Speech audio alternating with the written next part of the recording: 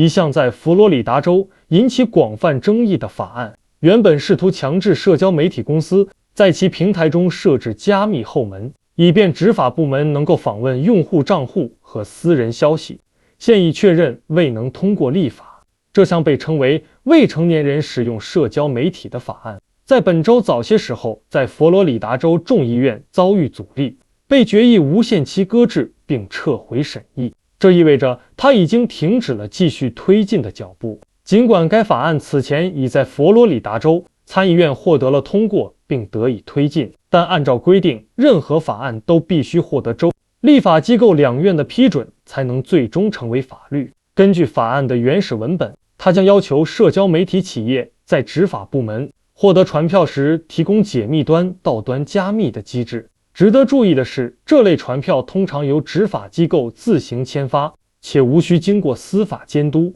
这本身也引发了关于权力边界的讨论。长期以来，网络安全和隐私领域的专业人士一直对此类强制加密后门持反对意见。他们坚信，从技术上讲，不可能创建一个既能保证安全仅供授权方使用，同时又不会被恶意行为者滥用的后门。任何此类强制打开的方便之门，都将不可避免地成为黑客、犯罪分子甚至敌对国家的目标，极大地增加用户数据面临大规模泄露的风险。我的观点，从我的角度看，佛罗里达州这项要求社交媒体设置加密后门的法案最终未能通过，是一个积极的信号，至少在保护用户隐私和网络安全方面是如此。诚然，执法部门在调查犯罪，尤其是在加密通信被用于非法活动时，面临着巨大的挑战。但试图通过强制设立后门的方式来解决问题，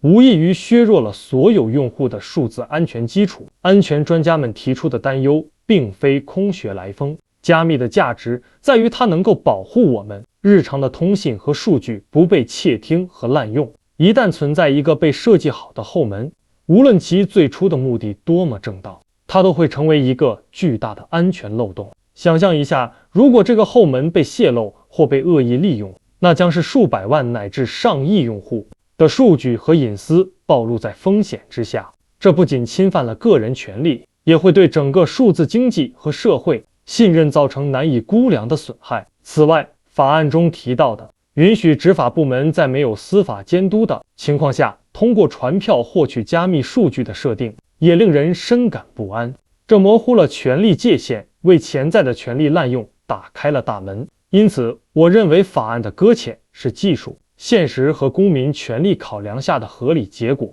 它迫使我们在追求安全与保障的同时，重新思考更负责任、更可持续的解决方案，而不是简单的通过牺牲普遍的网络安全和个人隐私来换取执法便利。未来的挑战在于如何在不破坏端加密这一重要安全工具的前提下，探索出既能有效打击犯罪，又能充分保障公民基本权利的合法途径。这需要技术、法律和社会各界的共同努力，而不是采取这种存在根本性缺陷的强制后门方案。今天这个话题我就暂时说这么多。如果您有不同的看法或者建议，记得留言告诉我。欢迎订阅我的频道，我是胖僧，谢谢大家。